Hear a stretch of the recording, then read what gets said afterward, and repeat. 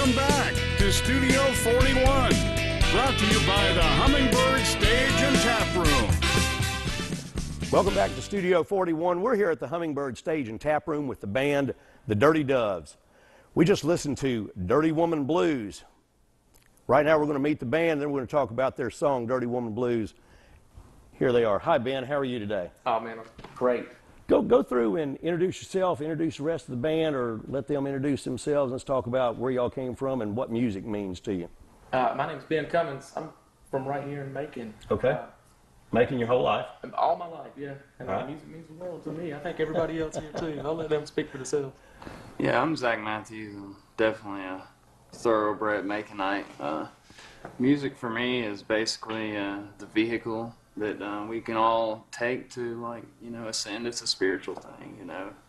Helps you get in contact with yourself.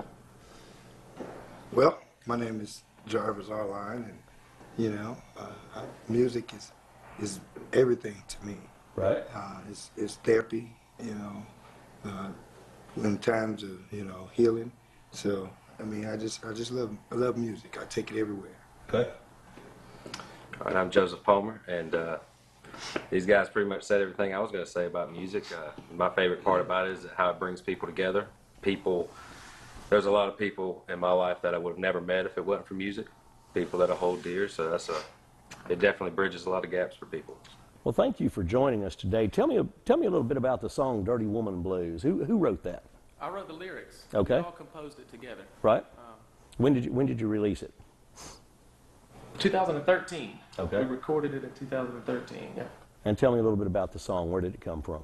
It's just a realization of a person that may have thought he was doing everything right when he realizes he's done it wrong. Okay. And getting done wrong, you know. That's the blues. Now you're working on a new album, is that right? Yes, sir. All right. When do you expect to have that come out? Well, I think we're aiming to record in early January, and we're really planning, it's going to take a couple months for the process to be correct, so we're hoping to drop it, I'm going to say April. Right. In time for a summer tour. And the title of the album, the working title right now, is Just Say No. No is K-N-O-W. What's up with that? Be informed. Okay. Be informed. Don't go into anything blind. You know. Right. I think the songs and their content in the album say that too. How many songs are you planning to have on the album? 10. All right. Have you written them all yet, or are you still working on all of them? We have a ton of songs. We have about 30 working songs now that we just need to record. Right. All right, and at the same time, you're going to be re-releasing your first album, Audible Revolution? That's right. All right, and what's up with that? We never got a chance to drop it. We recorded it. It's fun. We had a great time. Right. We never dropped it for some reason or another. So. Well, we went through a lineup change as well, and that had something to do with it. But as far as our organization, I think we've just now stepped into more professional echelon, and we are glad that we waited so long because now we can present it in a manner that we feel comfortable with. Okay. You're going to market it through your Facebook page? And an upcoming website. Right. To okay. dirtydoves.com, something like that. You know. All right. What else do you have in the works? We really do a lot with posters and artwork. We have a poster artist, Heather Waldron. Right. She does tons of artwork for us. We have try to have posters for every one of our big shows. It don't always work out that way, but we try to. She's a graphic design artist by trade and likes our band. Okay. Ben, what got you into music? The blues, playing locally.